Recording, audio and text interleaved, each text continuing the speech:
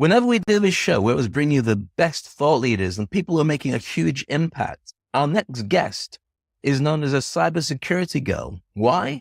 Because she's making an impact on almost 1 million people who follow her in social. What do you have to do to position yourself as the very best in what you do? And how do you do it in a world where diversity in tech isn't really quite yet a thing, unless you look at the early episodes of Star Trek and see the range of people who are on the Enterprise? That and many questions will be thrown at our next guest. It's a real pleasure to invite now on to speak on stage, the cybersecurity girl, Caitlin Sarian. Welcome to Speak on Stage with Dave Crane, the podcast where we unpack the art and science of public speaking to help you command the stage with confidence and authority. I'm your host, Dave Crane, and as a seasoned speaker, coach, and entertainer, I've had the privilege of helping thousands of individuals like you to unlock their true potential on stage all around the world. Each week, we'll bring you candid conversations with industry experts, successful speakers, and thought leaders, delving into proven strategies, practical tips, and personal anecdotes to empower you to become a captivating communicator. So whether you're a seasoned pro looking to refine your skills, or a beginner taking your first steps onto the stage, this podcast is your go-to resource for mastering the craft of public speaking. So grab your notepad, open your mind, and get ready to amplify your impact as we embark on this journey together. Welcome to Speak on Stage with Dave Crane. Together, let's jump and grow wings on the way down. Caitlin, there you go. How are you? Good. How are you? Fantastic. Thank you. I hope I got the intro right, because there's so much to talk about with who you are and what you do. I didn't want to miss out on some good bits. Yeah, you know what? You always are right. And we'll figure out the rest later, right? Throughout the podcast. So they just need to stay tuned and listen to everything. You're very kind. I hope I do get it right. Otherwise, you'll disappear halfway through.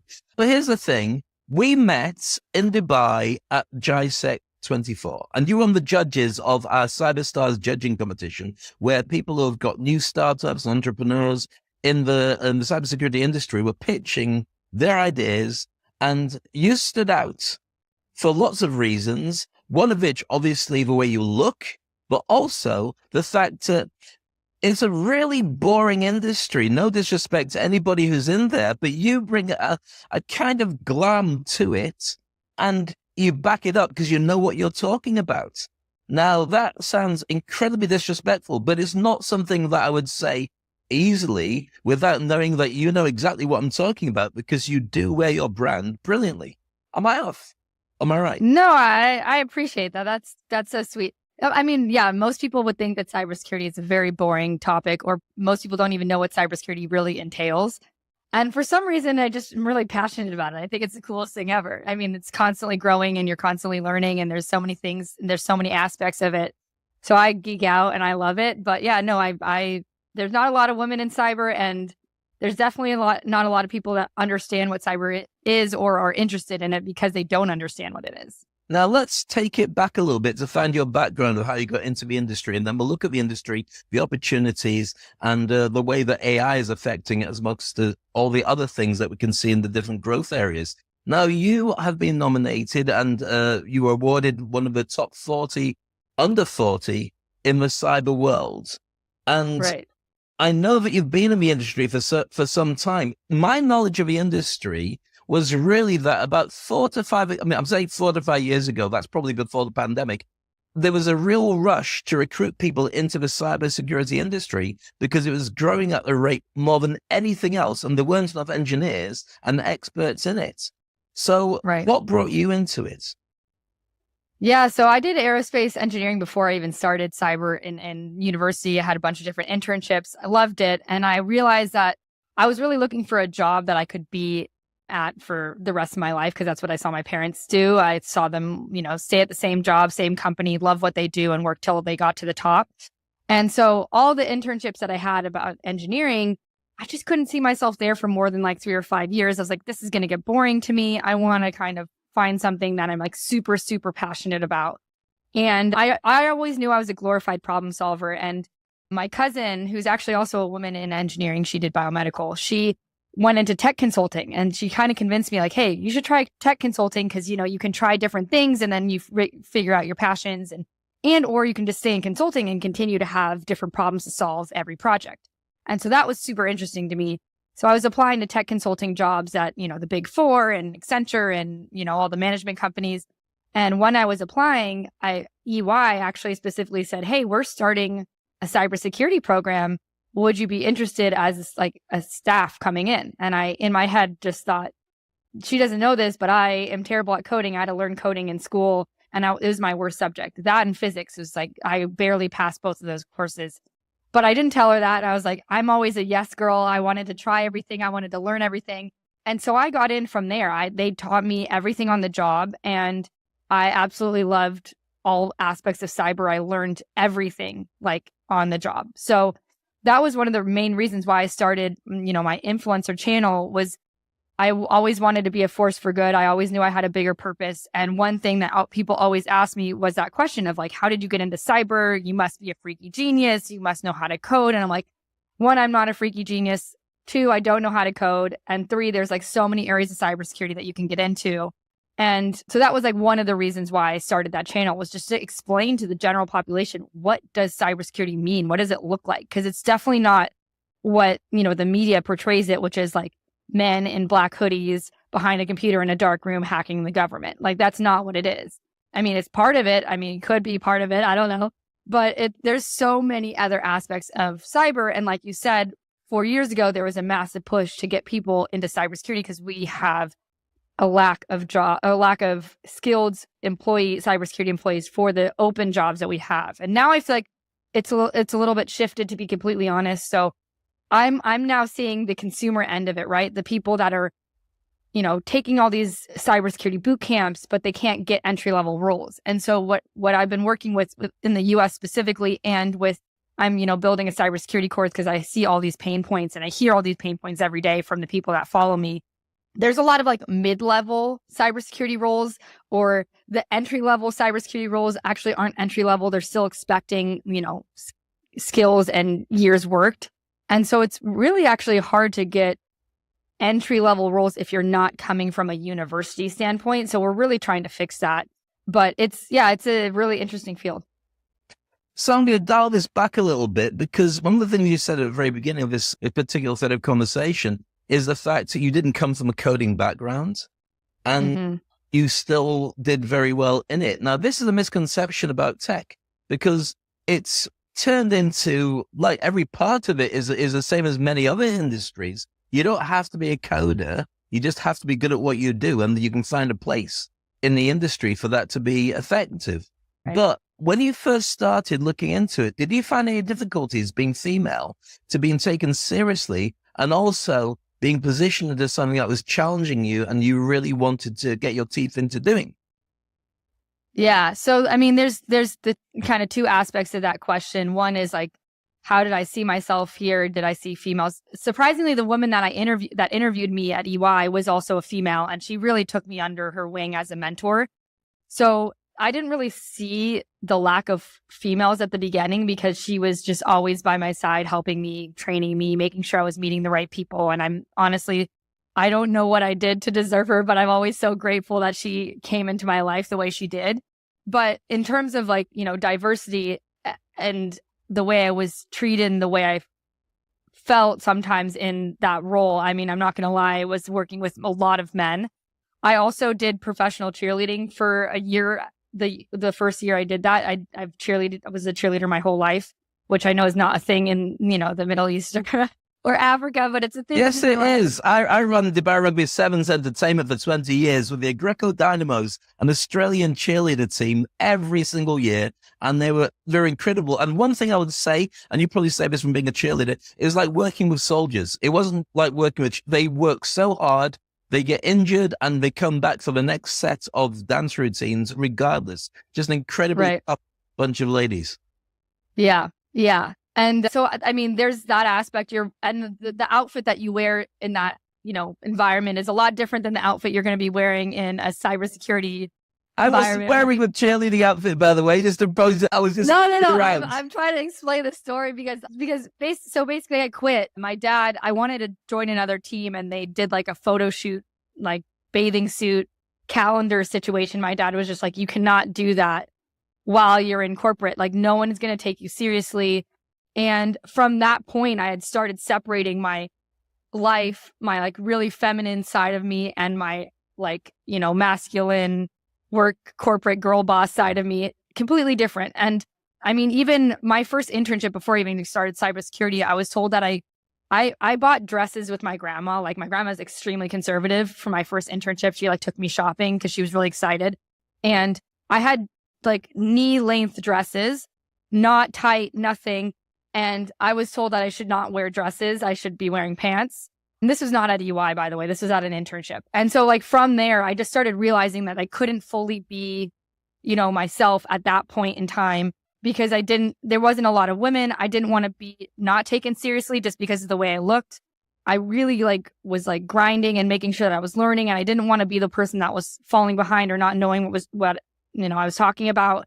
And so there was a lot of like weird kind of struggles that I had internally of trying to make sure that I was that perfect female for a cybersecurity role, where I wasn't going to put myself in a position where, people again wouldn't take me seriously or would judge me or anything like that. I would kind of stop wearing makeup. And then it wasn't until I started my kind of influencer journey where I really wanted to be that role model. And I realized that I couldn't even be the role model for myself because I was completely separate from my work. And that was what I started really focusing on. My journey was like, how can I show up as my true full self in cybersecurity? Because that's the only way that I'm going to be successful in this career. I mean, obviously I was really successful, but that's the only way I'll feel successful in this career, is because if I'm not showing up as myself, I'm not bringing my kind of purposes and passions to the world. And I think that's, cheating the world. I completely understand your journey. I've got a question for you, but I'm going to make a confession that I haven't seen anybody in 30 years. But oh man, let's hear it. You've just told it. I'm going to say, look, when I first started working with the BBC in the UK, I was a news reporter, and I went out and I interviewed a guy who was setting up a group like Magic Mike. It was in the days of Nails. So there were basically a bunch of male dancers who were going out and doing all these gigs. And he asked me if I would host them, if I would be the guy on the microphone at the beginning of a show who would introduce all the acts. And I didn't remove anything, but it was quite a racy show. So I said, yeah. So I did this for about 2 years, 3 years. And we went on TV, but it tours around the UK. And it got to a really good level. It's like being in a boy band. I mean, everything you can imagine, you can imagine. But I couldn't be on any posters. And I couldn't be in any publicity apart from when we went on TV, because I couldn't let the guys who saw me as a BBC journalist see me moonlighting in the nighttime doing these shows. But I completely understand the challenge. I look back at it now and I think I made the right choices to be invisible, but now I don't care about it. I wish I had some pictures of me and the guys, So I think you made the right choice, but I think that the next question I want to ask you follows up and fills that gap. I'm sure I'm going to get some comments about, Dave, have you got any pictures? Don't worry, no pictures. Trust me. When you decided to become an influencer in the industry, that meant that you then had to double back and ask yourself questions that you'd been putting off, to be that person that attracts a lot of interest for lots of different reasons. You've got to be smart, you've got to be experienced, your CV's got to say everything, but plus you've got to have a really good image that people want to follow. You kind of have to throw a lot of your principles of I must be judged by my quality out the window to get the eyeballs. That means that you're going to get the numbers, which positions you as an influencer. How difficult was that challenge for you to overcome, certainly in the early days? Yeah, it was honestly really difficult. Like I told so when I first started, I had 3 reasons why I was doing it. I was like, if I don't have these 3 reasons, I'm not going to continue and I'm not going to have the passion. So the first was to get more diversity into cyber and STEM. The second was really to educate the general public on how to be safe online. And the third was to get more like people to understand what cybersecurity is as a career, just to pique their interest. And if they are interested, like get them in as a career in cyber. So those are the 3 reasons. And then I said, I'm going to post 3 times a day, every day for a year. I also did not have my name attached to my profile at all. For the first 2 years, I was super embarrassed. I didn't want anyone at work finding out. I just was like, let's just see where this goes. I was like, I'm going to give myself a year and post 3 times a day and we'll see where it goes. And it slowly progressed. Honestly, I didn't see anything until the first 4 months. And then my first viral video hit, and it actually hit because I mispronounced a word. And I was getting absolutely destroyed in the comments. Like, how can you be a cybersecurity expert if you don't even know? The word was pwned. And it was a really useful website called haveibeenpwned.com. But I had recorded this video really quickly and I said pond. And people were just like, you cannot be a cyber expert. You're really dumb. Like, and I started like really questioning. I was like, am I dumb? And my friend at the time was like, Caitlin, I was going to take it down. And he was like, don't take it down. Like, this is good. And that was my first viral video because they didn't take it down. Because I obviously noticed the comments like flying in after like an hour. And I was like freaking out. Like, what happens if my work sees this and then they're going to say that I'm stupid or like all this judgment. There's so much judgment. And then I was just like, we're going to go with it. I mean, I'm a human. I make mistakes. Like, I don't know. Like, why is pwned spelled P-W-N-E-D? Like, that's so hard. Like, I know what pwned is, but I didn't realize it was spelled like that. Anyways, it doesn't matter. Either way, I was getting a lot of criticism. And I honestly had to start realizing there's a few things I realized. One is a lot of people that are like criticizing are really unhappy with their lives. And so starting to have empathy for them rather than like being upset with them, like, whatever's going on in their life, they're really unhappy and they're so unhappy that they're taking it out on people that they don't know.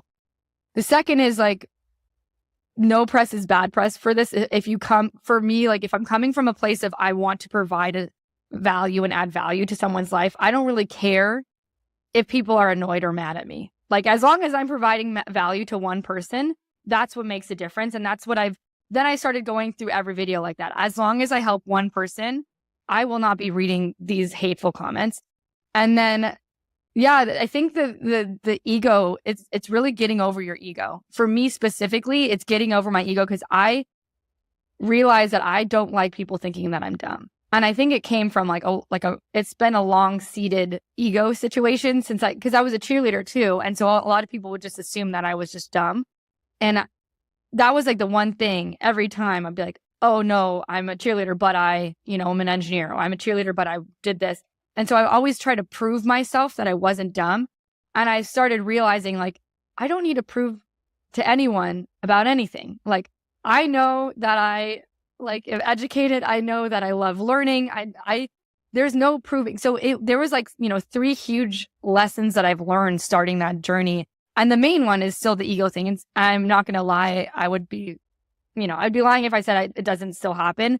The ego is a crazy thing, but In what ways? Are you talking imposter syndrome? Are you talking about the fact that you sometimes blow yourself out of proportion when you do stuff? Because ego could be 2 different angles. Which is the one that affects? Yeah. So it's 2. So imposter syndrome is something that's a huge thing I get all the time, and we'll definitely talk about that. But it's more of my ego of wanting everyone to know that I'm smart. Like, I didn't want anyone to think I was dumb because I've worked so hard and I've learned so much that for some reason, if a video doesn't go off the way I wanted it to, it was like a blow to my ego when I'm like, oh, people don't think I'm smart. And now they think I'm just like this dumb bimbo on social media. Like, that was a blow to my ego. But imposter syndrome happens to me all the time. Like, even though I know I'm smart, I still don't understand how I'm qualified to be in the room with most of these people. I don't understand, or I'm just really grateful to be in the room. A lot of times when I do get imposter syndrome, I flip it on its head. This is how I deal with it. And I'm just so grateful to be here. Like, I don't know what I did to deserve this. I know I've worked really hard, but I'm just so grateful to be in the room with all these amazing individuals. But I get imposter syndrome literally every day. Like, it's a lot. I'm gonna ask you a question then. First of all, why do you care what other people think? Well, I'd like to say I don't care, and I don't really anymore. But at the start of my journey, I think I really did care. I really don't know why. Now I don't. I don't even read most of my comments. I try not to, at least. And honestly, most of my comments are fine, so it's okay. I don't know the answer to that question, to be completely honest. I just think we live in a world of validation. And if I'm spending a lot of time and I'm not getting validated that this is at the beginning, I think it was really hard for me, because it's I try to show up as my true self. And if people didn't like that, it's hard to see that, even though now I don't really care. Now, I mean, sometimes I care, but it's easier said than done. I understand. I mean, what about you? What do you think? Well, I was going to throw something in there. I don't know if it's any use to you, but I work with a lot of people to help them become thought leaders and industry icons.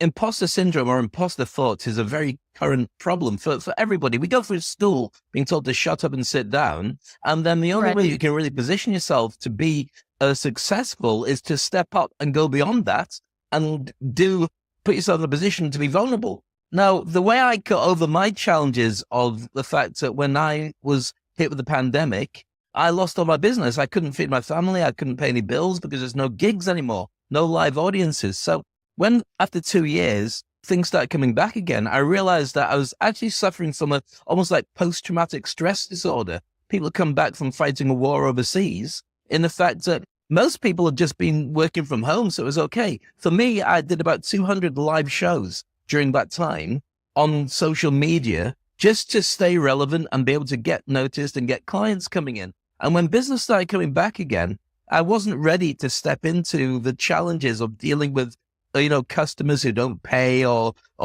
talking to other customers at the potential suppliers at the same time. It's like in business. And so as a life coach, I thought, well, what can I do to help myself get through this challenge? And I realized that there's 3 versions of us.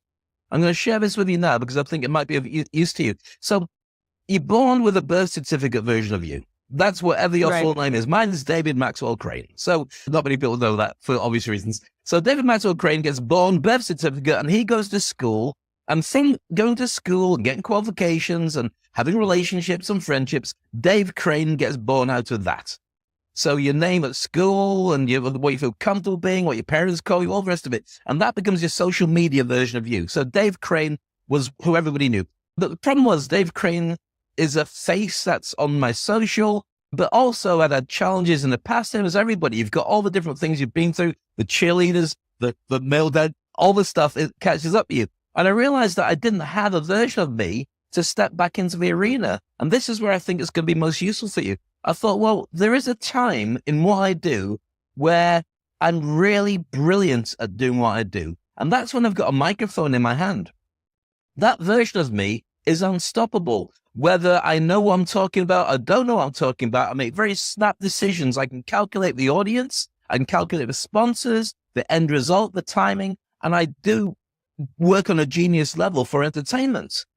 So what if I let that version of me look after the work version of me for a while? Dave Crane stands back, and I gave that version of me when I'm in the zone a name Max, which is like my middle name. So Max started making decisions. So one of the things that Max decided was when clients weren't coming back to me, I had to ask Max questions. Now, this makes me sound a little bit mad. No, you're good. It's a client. The client hadn't got back to me. I said, right, Max, what am I going to do? I was client. They haven't got back to me yet. And Max, in my head, and it's my subconscious mind, I'm not crazy, said, well, give them 24 hours or 48 hours and then tell them that they've got 48 hours to get back to you. And if they don't, then cast them off as a dead client and move on. I thought, okay, that's reasonable. Initially, I thought 24, then I thought 48. So with every contract and proposal I sent out, I said, you've got 48 hours to get back to me. Otherwise, this is off the table. Now, what happened was maybe 30% of people came back and said, yeah, we're in. And the rest of them didn't come back in time or disappeared completely. But it meant I didn't waste time. I thought, this is very interesting because it's right. So I continued to allow Max to make those decisions. And now people don't know whether it's Dave or Max. And the truth is, I've actually grown into just let Max deal with everything apart from what goes on at home. Now, this is the thing I wanted to share with you. When you're cybersecurity girl, you rock. When you're Caitlin, you worry. Why not just hand over the driving of your life to cybersecurity girl? You know, it's a good question. I think Caitlin likes to be in control. I understand that, but that's But, that's where the imposter syndrome clearly comes from, whereas Cybersecurity Girl doesn't have that. Let me give you another spin on this. For superheroes, is Clark Kent the actual guy, or is Superman pretending to be Clark Kent? Is Spider-Man the actual guy, or is he... Did you see what I mean? There's which one is the real one? Now, you've got a version of you which is fearless. I've seen her in action on stage. Most people wouldn't have a clue that sometimes you worry. So why not just let Cybersecurity Girl, or whatever you want to call that version, you can call her Caitlin, step up, because she couldn't care less what anybody thinks. It's true. She doesn't care. But yeah, I mean, I think there's a few things. I totally agree with that. The one thing I would like to say is I feel like Caitlin has more empathy and vulnerability that can relate to people better. And like, again, one of the reasons my mission is to like be a role model. And I think if I don't show the vulnerable side and the side with flaws, then sometimes it doesn't seem real, because a lot of times, I mean, we operate on a very different caliber than most people. But in order for us to really be back down to earth and like relate to, a majority of the population, I think it is really nice to be human and vulnerable and have flaws. Now, do I need to be Caitlin all the time? Definitely not. I could definitely be Cybersecurity Girl for, 85% of the time and Caitlin for like 15. But I think there's beauty in, especially, then this is the other thing. I've really started trying to embrace my feminine. And so especially being in that feminine energy, I'm not saying I need to be worried, but I do think it's really helpful for me to not just continue to be like a corporate, grindy, like no emotion type of person, if that makes sense. It makes perfect sense. And here's another thing that's very true about you. And it's very true about the position that you have, whether you're called Caitlin. And I found it fascinating. You said the thing about Caitlin, you didn't say anything about me. You said the thing about Caitlin, which means that you also have Caitlin as a character that you use when you do stuff. Now, here's the thing. Nobody knows. Nobody knows what goes on inside our heads. Actors act as people all the time. And when you become an influencer or a thought leader or anybody who picks up a microphone, you have to act as a version of yourself that works for your audience. Now, the question I wanted to throw in, and this is an observation that really came to mind, and I realized that I put you on the spot, but you kind of get interviewed anyway, so it kind of works that way in the first place. I'm an open book. You're good. It's not about us. It's not about Dave. It's not about Caitlin. It's about the people who watch us and learn that next generation, and it doesn't have to be a next generation as in younger, it could be older people who are looking and saying, oh, thank goodness somebody said that. Thank goodness. I remember when I was hosting a JISEC and somebody had a CV, I was reading it out, and I didn't realize that the letters they gave me stood for high net worth individual. And I said, well, what's that mean? And one of the judges said it stands for high net worth individual. I went, oh, okay. And I could see on their face, they're kind of disgusted that I didn't know that. Well, I know what a high net worth individual is. I've never seen it written on somebody's CV as a type of... I haven't either. That's a little weird.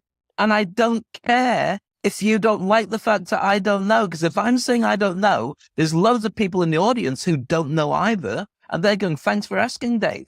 So the vulnerability we share makes us more human and makes more people warm to us because they are fully rounded. They also know that there's good and bad and difficult and everything. So I think that it's a feather in your cap rather than something as a challenge, and embrace it more. Not more necessarily, but there's nothing wrong with it. Yeah. Yeah. I have nothing else to say. I completely agree. Just a quick one. If you love what I do and want to work with me, go to the VIP mentoring site and get yourself registered. Whatever it is you want to do, this is a QR code, or go to www.speakonstage.com/summervip/ all the details are there. I'm waiting for you. One-to-one exclusive sessions to build your signature product. What is it? Find out. Take a look. Work with you soon. That's it. Back to the podcast.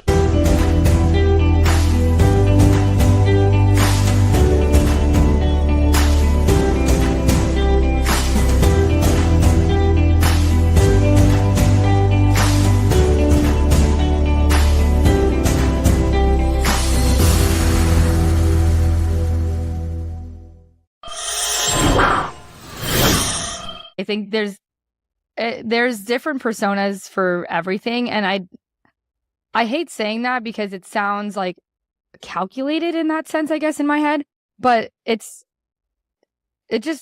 and we show up differently for our parents versus our aunts and uncles versus our grandparents versus our brothers and sisters versus our best friends versus the people online. Like technically you could have a bajillion different personas, and it doesn't necessarily mean that you aren't being genuine to who you are.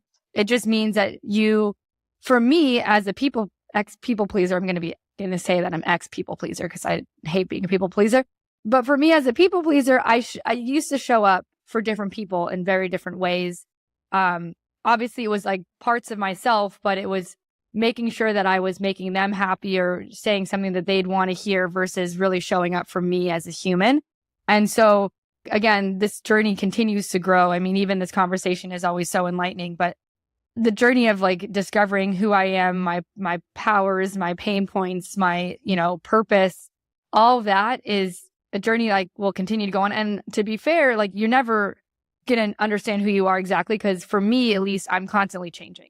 I'm constantly growing. I'm constantly learning. I'm constantly, diving into new things. And that's me as an individual. I love doing that. I love reinventing myself. I love doing every aspect of that. So it's just going to be a journey that I'm always going to be on. But no, I really love that cybersecurity girl versus Caitlin situation. Absolutely. Not versus, but with the same person. To everybody on the outside, they only care about one thing, what's in it for me. They're not bothered about internal struggles or challenges, none of that. They just want to know. So here's something I'm going to throw at you. There's two questions, first of all. I want to throw the first one at you, which is about the fact that you've got about, say, 400,000 plus people on TikTok, 400,000 plus people on Instagram.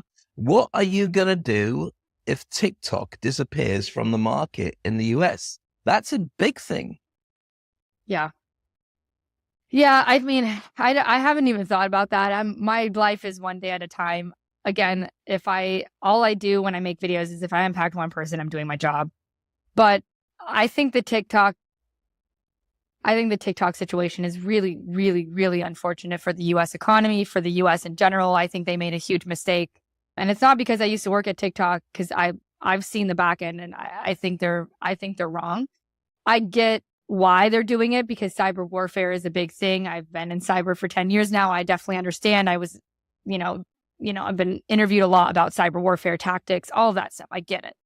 But to get rid of TikTok it's a Band-Aid on something that needs to be having like 15 staples. It's not going to do anything.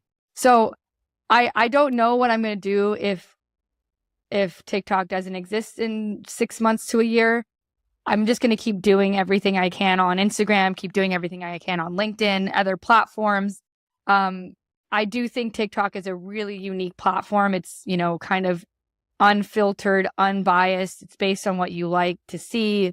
And it is the best way to reach the next population of people, which is, I honestly started on TikTok. I didn't start my Instagram journey until a year after my TikTok. So I really, really am passionate about that platform. I love it. I think it's really, really powerful. Obviously, there's a lot of issues with social media in general. So I will not deny that. There's a lot of issues with social media that I think we need to remediate, especially around kids and social media. But I haven't actually thought about that question because I don't want to see it go. But I also try to do this. If I can't do anything about it, there's no point in me worrying about it. I just got to keep figuring out the next step. And the next step for me, I take every day at a time. And I have the specific purposes that I think are for my life right now. And if I am walking in those purposes with to those purposes, then that's the best I can do. So that's what I'm going to keep doing. Who knows what's going to happen? What do you think? What do you think is going to happen? Well, I do think it's going to I think it's going to bite the bullet after the American elections. I think that's when it's going to happen. That's when this said is going to happen. I think it's going to be filled. The gap will be filled by somebody. Either somebody else will buy it or they'll put something on it. But I mean, look what's happened to X and Twitter. They take the guardrails off that. It's still doing what it did. It's just not fun to play with for me. It might be better for some people who I wouldn't class as my kind of friends. But I do think that what we've got is a precedent of this in social media, because there were people who were super influencers on Vine, and Vine disappeared immediately. I mean, Elon Musk has actually said he was interested in buying LinkedIn. I can't even imagine what could happen if that was the case.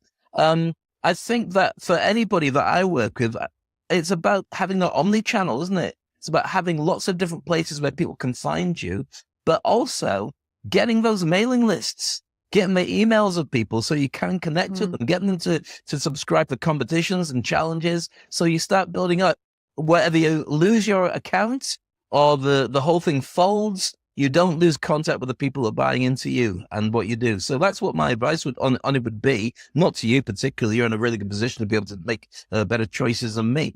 But here's the thing I wanted to throw. The first question was about TikTok. The second thing is about your view on social media anyway.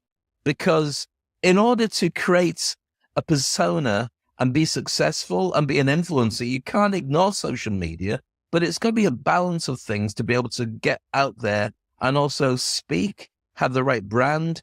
And how calculated are you in that process? I've already asked you more questions than I should probably ask about who you are and what you do.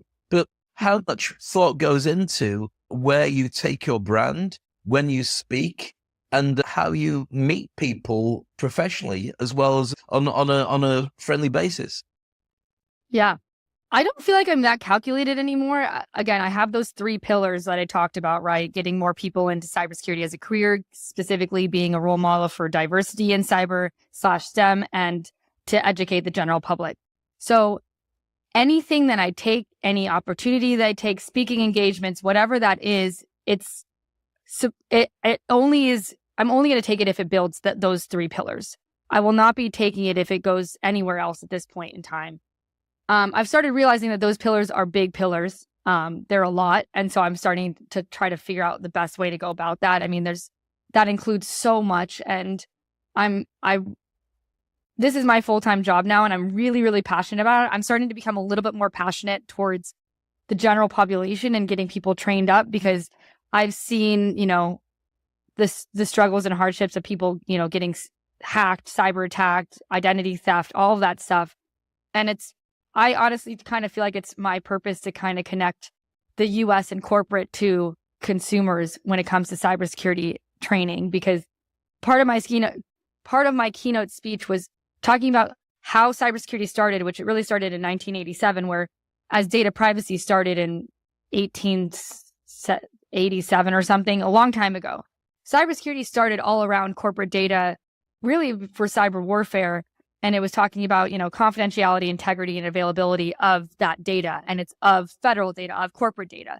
But what we really need to start explaining to people is that it shouldn't be about federal data and corporate data. It should be about personal data. Because if people start realizing how they can protect their personal data, they're going to start doing the same things in corporate and for the government, whatever, if they work for the government. And so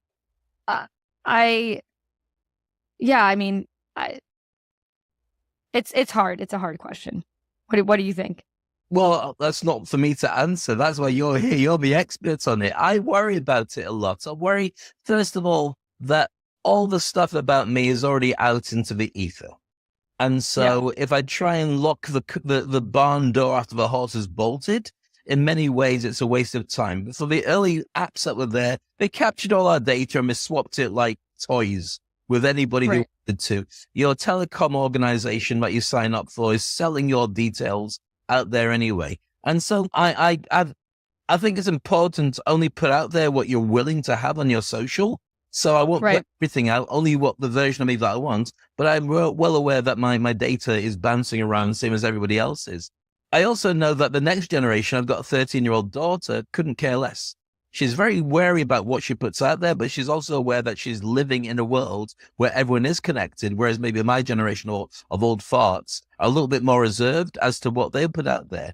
What are the big worries, though? As an expert, when people come to you and the work that you get, when people employ you to do stuff, what should people be looking out for in terms of running a business and they're saying, right, I need to be aware of the cybersecurity issues? What are the lowest hanging fruit that we need to consider?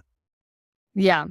So before I answer that question, because I love that question, I want to go back to what you're talking about with your daughter and most people's kids. Like, you think that they're safe because they've grown up with, tech in their hands. But what we don't realize is actually they're the ones that fall prey to the most scams, because they're so trusting, because it's been around, that they're the ones that are prey the most. And the other thing is, they're the ones that want to share the most, right? Because that's what they grew up with. And so I think what you're doing is correct in the sense of like, try to limit the amount of, like, I don't know why we need to share everything we need to share. Like, I don't know why, like, if I were an influencer, I'm a culprit of this because I used to have my profile public before I was an influencer anyways.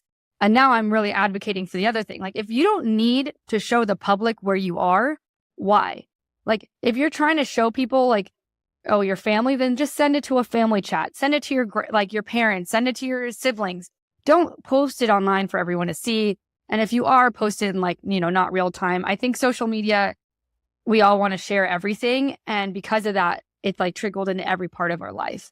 And then from there, like the low hanging fruits are like, don't share. Like you don't need to share, make profiles like private, don't click on suspicious links. Like, I mean, it's pretty obvious. The main thing is don't reuse passwords. I like can't stress that enough. And people don't really take it seriously, but like passwords, once you have a password, they can get into anything. And then also if you reuse the password, they can get into more stuff. I mean, there's literally a software that goes, if you, type in the username of like an Instagram, right? You can actually see that username across every other social platform, so like then the hackers, I mean, this is public. I could do that to you too. I could do it to myself. Then the hackers know exactly all the accounts that you have and will reuse those passwords for all those accounts as well. And so the low hanging fruit, it seems really simple, but it's like passwords, make sure they're like strong and, different than your other ones. If you're connecting on public Wi-Fi, use a virtual private network or don't do anything like regarding banking, health, etc. on public Wi-Fi. I know a lot of people complain that VPNs don't, it kind of restricts you a little bit. Update your softwares. Like I know a lot of people like, oh, when I update iPhone software, it made my phone slower. Update your software. It's fixing a lot of bugs and issues that hackers have exploited already. So that's like super important. And then, yeah, just be super mindful about what you're doing online and your digital footprint. And know that everything online, if it's free, comes at a cost. It's not actually free. Websites can track how often you're hovering, how long you're hovering, what you click on. Like they can track everything.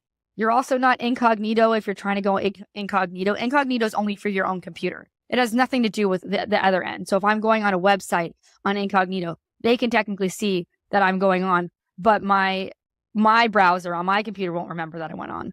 And then, so the last thing is also turn on multi-factor authentication. And for those of you that don't know what multi-factor authentication is, it means that you're logging in through two ways. So just in case the hackers happen to get your password, they're going to need a second form of authenticating that they are who they say they are, which they aren't because they're going to be hackers. So like whether that's, a phone number, an email, and or what I recommend is an authenticator app, because there's been a lot of SIM swapping lately, which means that like hackers can get into your phone. And there's also been, I mean, obviously if they have your email access already, then, or your password to your email, then if the second form of authentication is going to your email, they can get that too. So what I would strongly recommend if you're doing multi-factor authentication is an authenticator app, which is, there's like Google Authenticator, there's Microsoft Authenticator, there's a lot of them. But yeah, I mean, the main four things is password, update your software, use a VPN, and multi-factor authentication. And then just be like really mindful about everything that you do online. Like again, nothing is free. It all comes at a cost. Yeah, I think be very afraid is probably number 5. Because one of the things I've always said to people is if you go on a platform, the platform's free, is because you are the product. That's what you're being asked to, because all your data is being given to everybody. Now, here's a thing that scares me. You're an expert on cybersecurity, which I'm grateful to have those tips from. But AI is like human beings on steroids times the exponential of 1 billion, because whatever we can come up with to keep all the hackers in or out, AI is changing at such an exponential rate. I don't know how we ever are going to stop it being what it is. Does that worry you as well?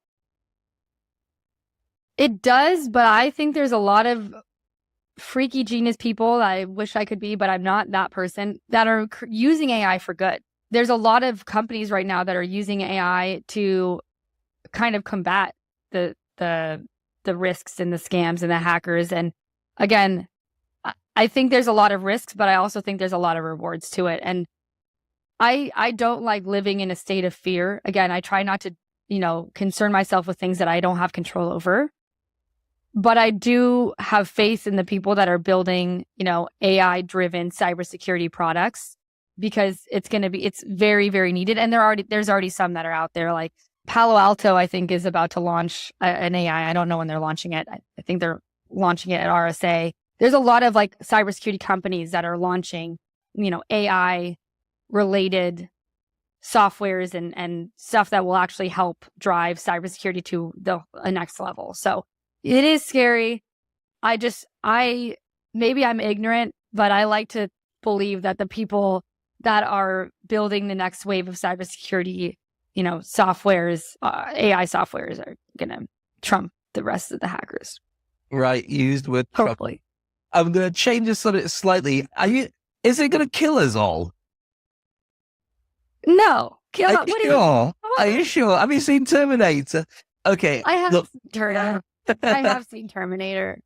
Again, I think I have a very different view on life at this point. I'm like, if I can't control it, it's not my concern. I'm going to keep my head down and keep going and do things that I love and do things that help other people. If that's how I'm going to die, it's a pretty sick way to die. But so I don't know. Let's not talk about death through AI, because that kind of depresses. I want to ask you one last question, which is this. I mean, you've done very well for yourself. You're clearly doing better all the time.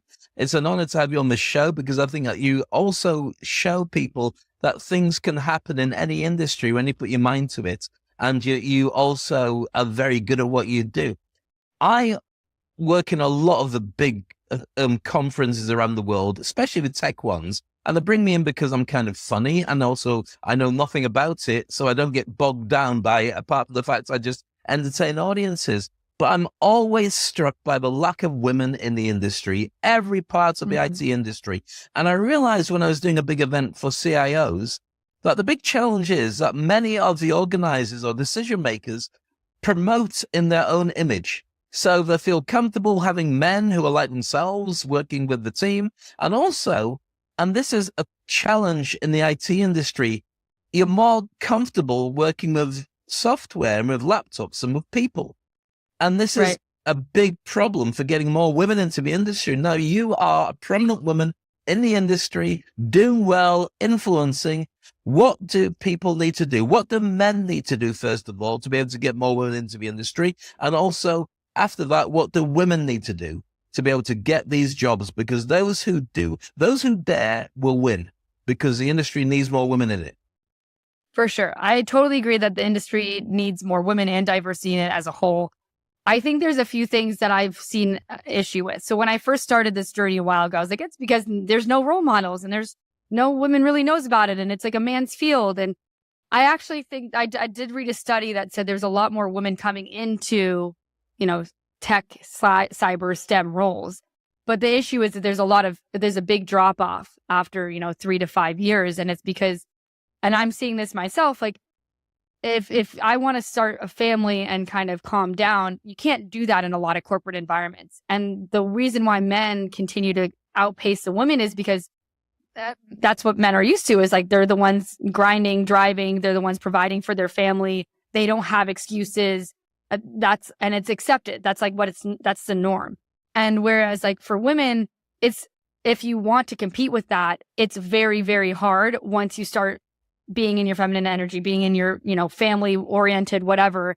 You don't want to ask for more time off. You don't want to be a burden, but you want to be still there, but you can't grind as much as the men do, because you obviously are still trying to provide for your family and have those responsibilities. And so that's what I'm seeing. I think there's a huge drop off between 3 to 5 years, because women just there's not really enough flexibility. And especially, I'm going to say this, it's mostly I don't really know how it is around the world, but in the US specifically, we don't have a lot of maternity leave time.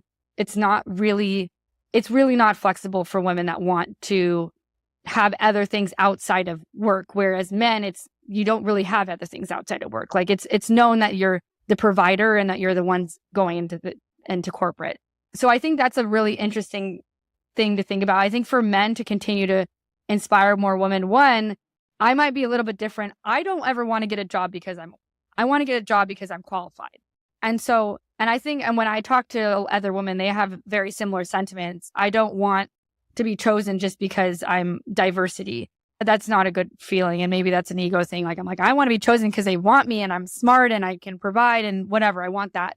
And so for men to encourage more women, I think it's just obviously giving equal opportunity, but also continuing to, help the women develop and not just, a lot of times men hang out with each other and, give each other little trade secrets and go out to dinner and go to drinks. And you don't really do that with the women.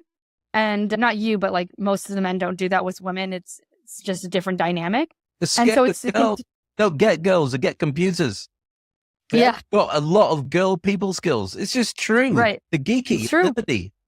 Yeah. And I don't think they're doing it on purpose, but I think it's just how it is. And so I think for men, I think it just to continue to try to give opportunities for women to learn, grow, and like learn the secrets, learn the ins and outs, just like you would do if you were talking to your male best friend that's a colleague or a coworker. And yeah, I think just to support. I mean, there's a few people, whenever I post on LinkedIn, there's like a few men that are always like, I know they're going to write in my comments. And it's like stuff like that, where it's like, you're not like picking me over another man because I'm a woman, but you're still encouraging and supporting. And I think it's support, it's flexibility, it's equal opportunities in the sense of learning. And I think that's the best thing that you can do as a man inspiring more women. And then I think for corporations and federally, or, from a country aspect of it, I think we really need to start looking at the rules around females in the workplace once like a family's involved, because it's different. And then also like from a perspective of a man, if I were a hiring manager and I was a man and I see one man, doing tons and tons of work because he can, and he doesn't have, all the moral obligations to take care of a family, but I see another female doing not as much work because she still has to do, her family and has her other commitments, but she's still, showing up, doing what she needs to get done. Like, I think there needs to be some way of managing that. And then also continuing to, express to your kids and your loved ones that are younger that they can do anything that they have set their heart to. So it's not just, we're not going to disregard the younger kids. Obviously, I think there's a lot of cool, amazing role models now with this next generation. But yeah, continuing to remind them that just because they're a male or female doesn't mean that they can't go into certain aspects of a career. And advice to women who want to get into it, who are maybe being sidelined or finding it more difficult. Before you answer this question, I just wanted to throw in the fact that you mentioned the fact that maybe the guy's better at doing it, but the woman's still hanging in there. I think that when you get people in environments where they can really feel comfortable, they start to blossom. And if you've got environments where somebody is doing better, it's probably because it's a male-orientated office. If you give it so it feels more equal or more opportunities to be heard and to shine, I think that balance will naturally change. Does that make sense as well? For sure. I didn't remember saying better. Maybe I did. And if I did, I want to make sure that I'm correcting that. I don't think I mean better in like a sense of like, oh, they're outperforming, but they're working more hours that the females may not necessarily work, which might mean that they're moving up a little bit faster. But anyways, I don't think there's any, one person's better than the other. I think it's. Oh, I agree with you. But I think it's. We're still going to address that thing for women because I think it's a very important point to say. But I ended up leaving the UK about 30 years ago. The reason I left is because everything I did, I felt I was being more scrutinized than people who weren't of color. And I felt that I was being held under a different set of rules on everybody. I wasn't getting the same opportunities as other people. And when I did get them, it felt like I was on more shaky ground and not being able to do what I could do. I left the UK to go and live in Dubai. And within 2 years, I was running a radio station. I couldn't even get a full-time radio job in the UK. I was always a freelancer at different places. So I think the environment and the way you're welcomed and the ability to somebody to say, look, if you can do it, go ahead and do it. And if you can't do it, we'll get rid of you. I think that is a set of rules that most people can live under, because that's what the job market should be. Right. Yeah, I totally agree. And I think for the females that are trying to get in and they just don't feel like they're able to, there's two things I say to that. One is to keep going and don't have imposter syndrome and know that a lot of other people are in your same shoes. And two is to try to find what makes you unique and bring that to the table. Because I think what a lot of people are doing is kind of like a monkey see, monkey do. Like, oh, I see this person that got in and let me try to do that exact same thing. And I really think there's been a lot of value placed in human interaction, especially from an HR perspective, like when they're recruiting and hiring. They're seeing so many resumes and like what makes you stand out. I remember when I redid my resume like 6 or 7 years ago, I had like whole sections of like things that I'm proud, like accomplishments that I'm proud of, like what I love, like all on the side. Obviously there's my skills and everything, but I wanted them to know who I was as an individual, rather than like, here's my skill, here's my certification, here's this. And so I challenge the women because I think, it's not just women, it's men too, but I really challenge people to find their unique part of them, like what makes them so excited about working in cybersecurity, and really try to play on that, because that's what's going to make you stand out. And that's what's going to bring your passion. Going back, Dave, to what you said before, like when you feel included or you feel empowered, you do so much better. If you're working at a job where you kind of like didn't really show your full self and got it, that means that you're going to show up to that job as not your full self, and you're not going to do as well as you want because you're not going to flourish. So I'm really, really for show up as your true self, even in your resume, show up in your true self in your interview, and then they know who you are. They want you as an individual, and then you're going to be able to thrive as your full self. Because we have so many unique experiences and backgrounds. We're all, I hate to say like snowflakes or, individual fingerprints, right?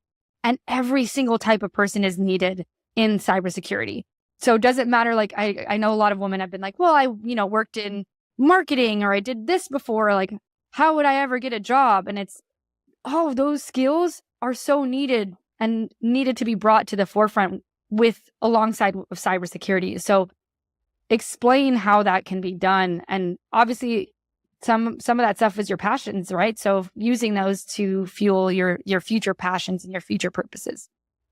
And I would also advise everybody to do what I do, or at least I'm going to be doing, which is keep an eye out for your star rising higher and higher all the time. Because in what you share in your posts, and very much in the way that you are being who you are, the journey you're taking and the adventure that you're on, success leaves clues, but also sometimes, like a fish looking for water, we're too close to ourselves to be actually able to see the impacts we're having on others. Just doing what you do, sharing what you share, and the stuff that you've been transparent with on this interview today has helped a lot of people to say, yeah, I can do it, and I will do it. So I don't know whether to say thank you to Cybersecurity Girl or thank you to Caitlin Sarian, but thank you so much for coming onto this interview. I really, really look forward to seeing your star, and I hope to bump into you on more online and in-person events, because I know that this is just the beginning of who you're truly going to be, and the impact you'll have on the industry all starts from you. So congratulations, and thank you for being on the show. Thank you so much. I really appreciate it. That means a lot. That's all I want. So, I mean, this has been incredible, and thank you for having me on. Sorry to interrupt your podcast, just a quick one. If you've watched what I've done for the last couple of years and thought to yourself, I wonder what Dave could do for me, now's your chance to find out. Whether it's growing your personal brand, speaking on stages around the world and getting paid while traveling for free, or maybe you want a podcast, or maybe you want to write a book, or creating followers and fans, or having retreats or an online course, or maybe starting your side hustle. Whatever it is, we can create something that's perfect for you, your own signature product. So what do? Well, very simply, all you need to do is register at this QR code, or go to www.speakonstage.com/summervip/ and then register. Once confirmed, you get sent details of how we can book to work together. 2 sessions with a load of incredible content to raise your game. You will also be able to be incredible on LinkedIn, get over imposter syndrome, create messaging that your clients will love and buy into. You'll be able to create your personal brand and also become a guest on other people's podcasts and more. What more could you possibly want? Just me and you working together, having a ton of fun and getting you to where you need to be. The world is changing more rapidly than ever before, and I want you to be positioned as the best that you can be. So all you have to do is go to this, register, and then let's help you jump and grow wings on the way down. That's it. Back to the podcast. There we go, the incredible Caitlin Surrey, and make sure you connect with her on all the platforms you can. Get her on Instagram, get her on LinkedIn for the business side, and also, while you still can, connect with her on TikTok, because you never know when it may disappear, even though she'll be still there sharing all the tips you need for cybersecurity and beyond. She's one of the many guest stars and thought leaders that we have on this podcast. We've got more great people coming to join us in the future. Make sure you subscribe. Make sure you connect and make sure you raise your game. This is Speak on Stage. Remember to jump and grow wings on the way down. Thank you. Thank you for tuning into another insightful episode of Speak on Stage with Dave Crane. We hope you found today's conversation inspiring and packed with valuable insights to help you to amplify your presence on stage too. And if you enjoyed this episode, please subscribe to the podcast on your favorite platform and leave us a review. Your feedback helps us improve and reach more aspiring speakers just like yourself. Remember, the stage is your platform to shine, and with the right tools and mindset, you can captivate any audience anywhere. So keep honing your craft, refining your message, and never shy away from the spotlight. Stay tuned for our next episode, where we'll dive even deeper into the world of public speaking and performance. Until then, keep speaking, keep shining, and keep making an impact. This is Dave Crane signing off. See you next time on Speak on Stage.